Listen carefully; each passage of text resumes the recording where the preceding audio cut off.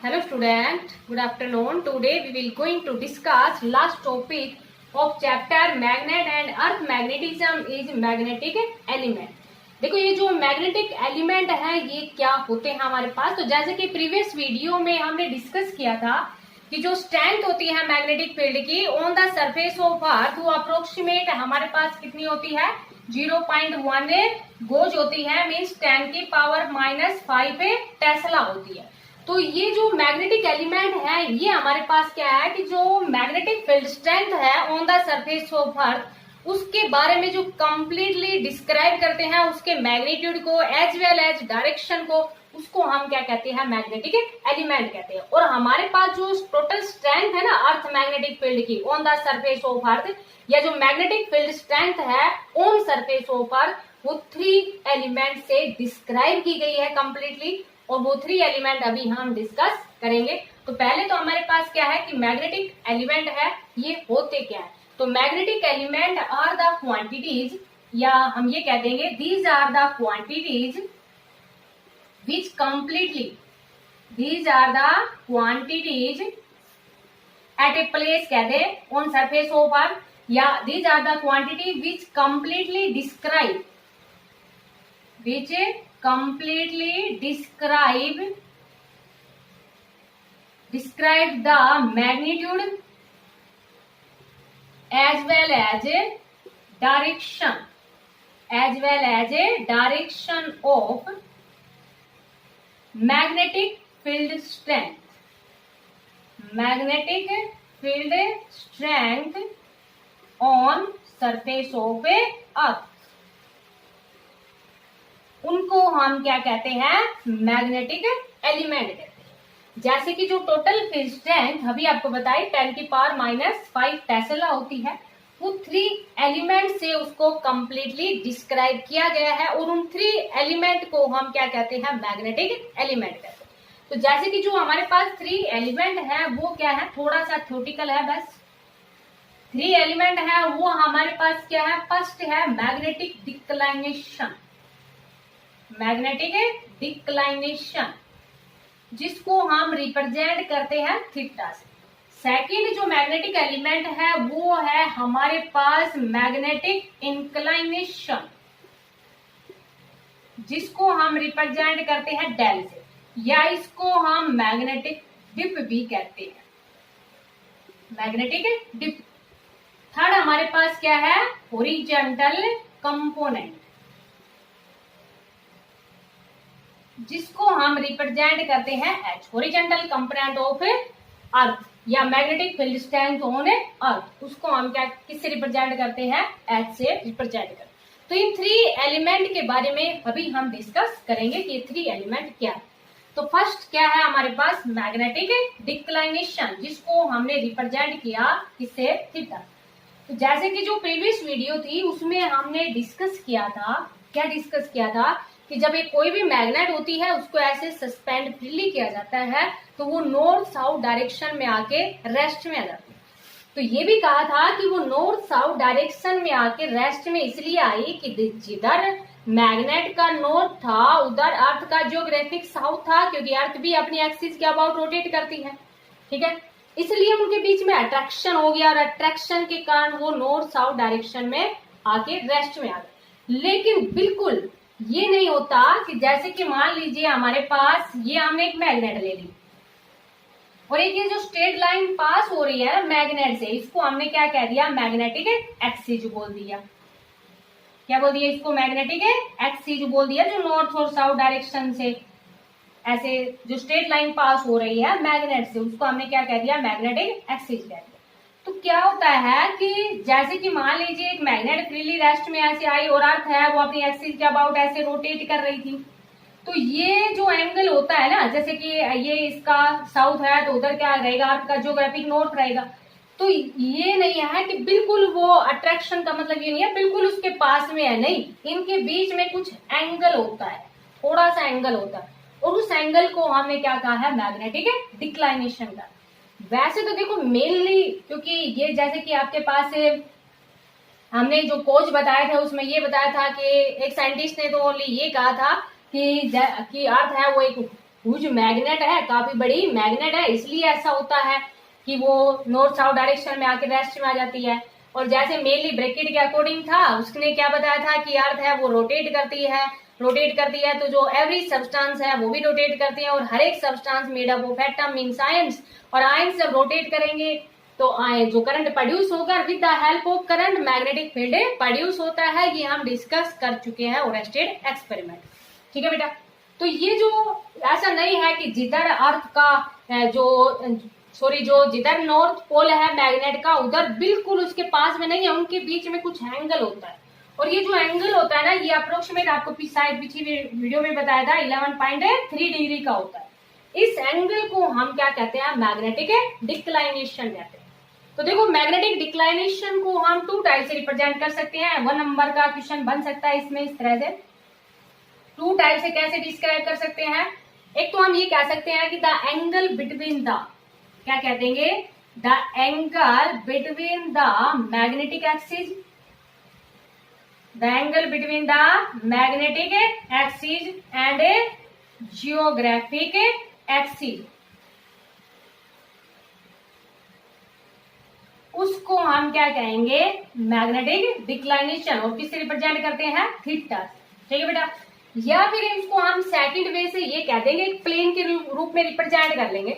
जैसे कि हमने देखो यहाँ फिगर में रिप्रेजेंट किया गया है एक प्लेन के रूप में। प्लेन के रूप में कैसे रिप्रेजेंट कर दिया कि ये जो हमारे पास ये जो प्लेन है, उसको ये जो स्ट्रेट लाइन है, ये वाली जो स्ट्रेट लाइन है, जैसे कि इस प्लेन के अंदर C dash D A B dash, इस प्लेन के अंदर मीन्स ये अर्थ थी वो रोटेट कर दी अबाउट इट एक्सिस, तो उस प्लेन को क्या कह दिया, जो स्ट्रेट लाइन पास हो रही है उसको क्या कह दिया, जियोग्राफिक मेरिडियन कह दिया। ऐसे ही ये मैग्नेट का ले लिया और इसको हमने क्या कह दिया, मैग्नेटिक मेरिडियन कह दिया।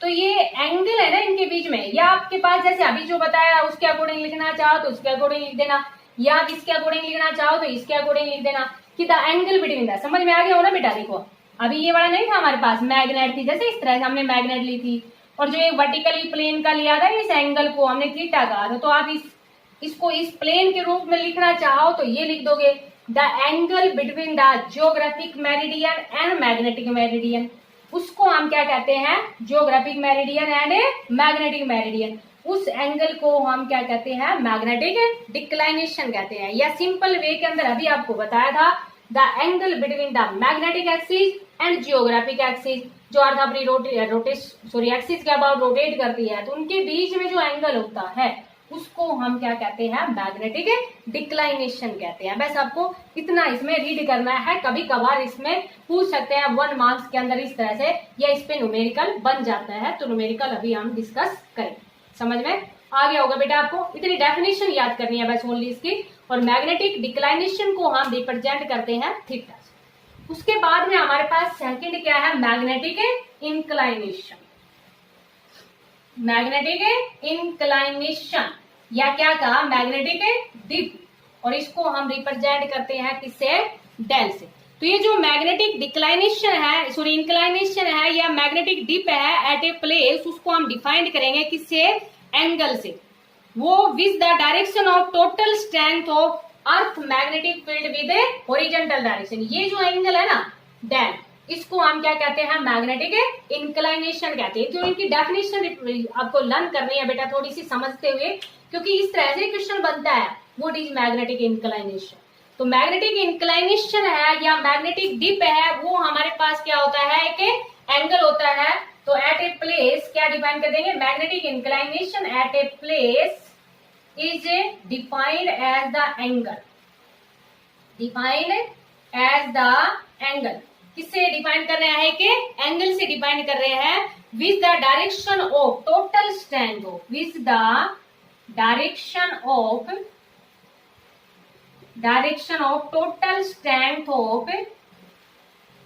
total strength of earth magnetic field with a horizontal direction, magnetic field with a horizontal direction, with horizontal direction। इसको हम क्या कहेंगे, मैग्नेटिक डिप या मैग्नेटिक इंक्लाइनेशन। बस ओनली आपको इतना स्टडी करना है इसमें कि मैग्नेटिक इंक्लाइनेशन क्या होता है और इसको हम किससे रिप्रेजेंट करते हैं। तो ये जो एंगल है ना कि जो टोटल स्ट्रेंथ है, ये जो मैग्नीट्यूड है ना हमारे पास जो आर है, आर किसको रिप्रेजेंट कर रहा है, इसके मैग्नीट्यूड को। तो जो टोटल मैग्नीट्यूड है विद हॉरिजॉन्टल डायरेक्शन के साथ जो एंगल बन रहा है उसको हम क्या कहते हैं, मैग्नेटिक इंक्लाइनेशन या मैग्नेटिक डिप। ठीक है बेटा, समझ में आ गया होगा आपको। ये थर्ड हमारे पास क्या था, हॉरिजॉन्टल कंपोनेंट। तो देखो ये भी आपके पास वही है, ये जो एच है ना एच, इसको हम क्या कहते हैं, हॉरिजॉन्टली कंपोनेंट कहते हैं। तो ये एंगल की जगह हम क्या ले लेंगे, कंपोनेंट ले लेंगे, बस ओनली इतना चेंज होगा इस डेफिनेशन के अंदर। मीन्स हमारे पास क्या रहेगा, it is the component of total field strength of earth. क्या कह देंगे, हॉरिजॉन्टली कंपोनेंट। थर्ड जो हमारे पास मैग्नेटिक एलिमेंट है उसको क्या कहा, हॉरिजॉन्टली कंपोनेंट, हॉरिजॉन्टल कंपोनेंट, जिसको हम रिप्रेजेंट करते हैं किससे, एच। तो जो हॉरिजॉन्टली कंपोनेंट होता है ये हमारे पास क्या होता है, it is the component of it is the component of total field strength, total कौन सी फील्ड स्ट्रेंथ, जो मैग्नेटिक फील्ड स्ट्रेंथ होती है, total field strength of earth magnetic field, total field strength of earth magnetic field in horizontal direction, magnetic field in A horizontal direction.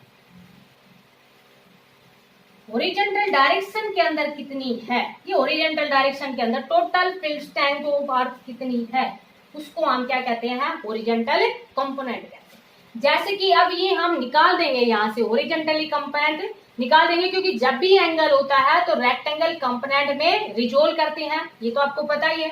तो जैसे कि मान लीजिए यहाँ से देखो, ये इसको हम जो टोटल स्ट्रेंथ है उसको अब हम कैसे रिप्रेजेंट करेंगे।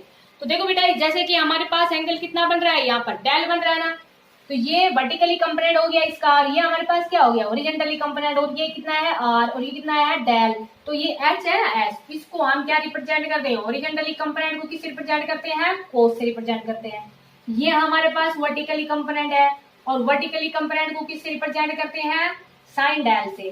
तो यहाँ से हमारे पास आर आ जाएगा ना, कैसे आएगा, जो टोटल स्ट्रेंथ आ जाएगी, squaring and adding, squaring and adding करेंगे तो इधर कितना आ जाएगा, cos square del plus sine square del, इसकी वैल्यू कितनी होती है 1।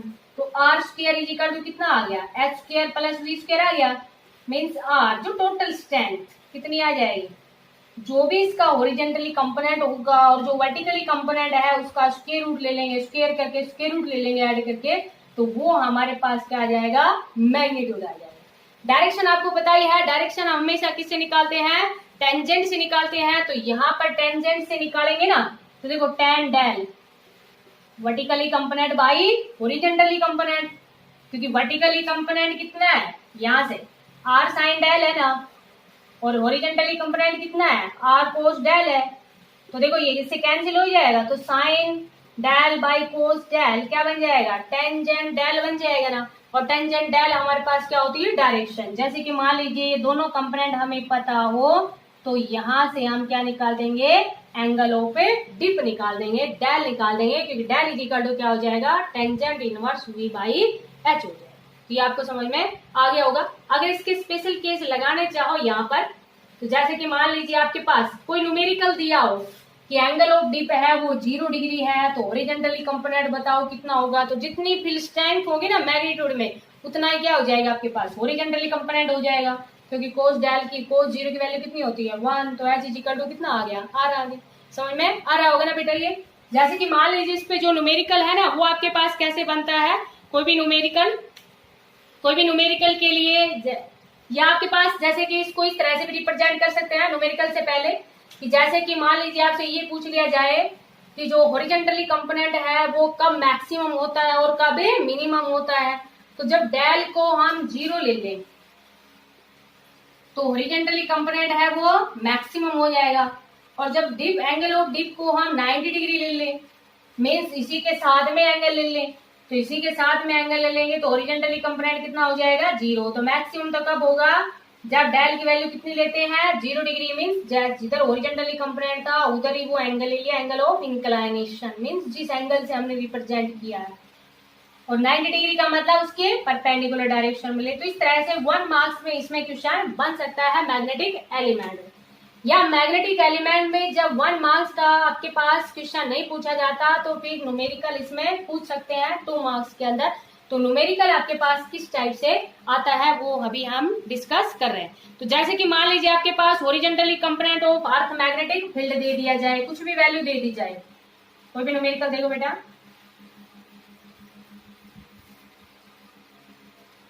जैसे कि आपके पास क्या दे दिया, द हॉरिजॉन्टली कंपोनेंट ऑफ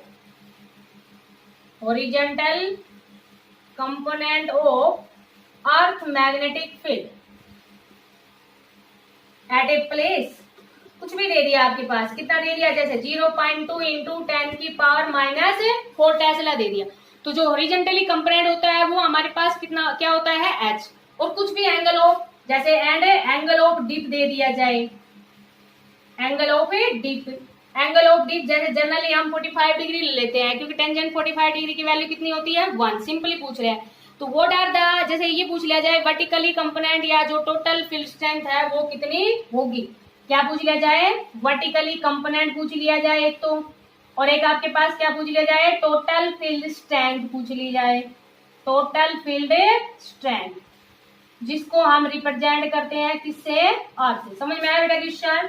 देखो आपके पास इस तरह से कोई भी न्यूमेरिकल पूछा जाता है इसमें, जैसे सपोज करो आपसे ये दे दिया, the horizontally component of earth magnetic field at a place is 0.2 into 10 की power minus 4 tesla and the angle of dip है वो आपके पास कितना दे दिया, 45 डिग्री। देन ये पूछ लिया what is the value of vertically component, तो वर्टिकली कंपोनेंट आपको पता ही है क्या होता है, एंड टोटल फील्ड स्ट्रेंथ पूछ ली जाए। तो देखो बेटा एच आपके पास दिया हुआ है, हॉरिजॉन्टली कंपोनेंट को किससे रिप्रेजेंट किया था, एच से।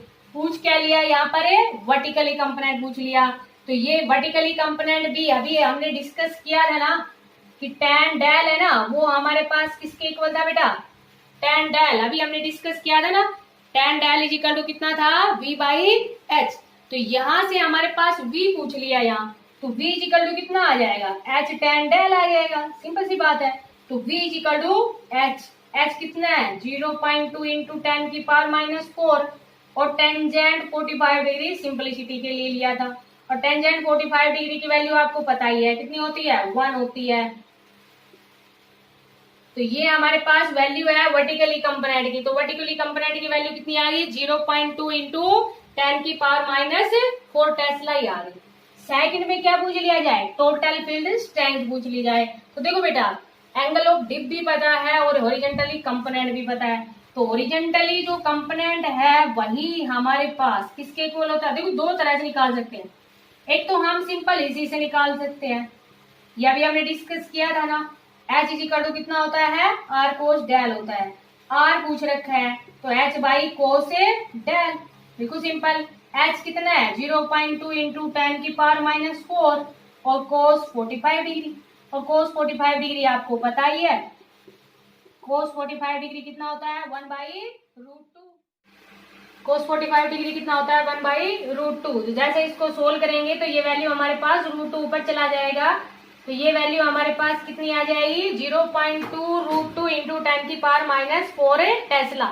या इसको हम ऐसे भी लिख सकते हैं ना, 2 पॉइंट को हटाएंगे तो ये नीचे 10 आएगा वो ऊपर चला जाएगा, तो इसको हम इस तरह से भी लिख सकते हैं। तो ये हमारे पास क्या आ जाएगी, टोटल फील्ड स्ट्रेंथ आ जाएगी। तो इस तरह से आप जितने भी जो न्यूमेरिकल्स है वो इस टाइप के वो आप सोल्व भी कर सकते हो।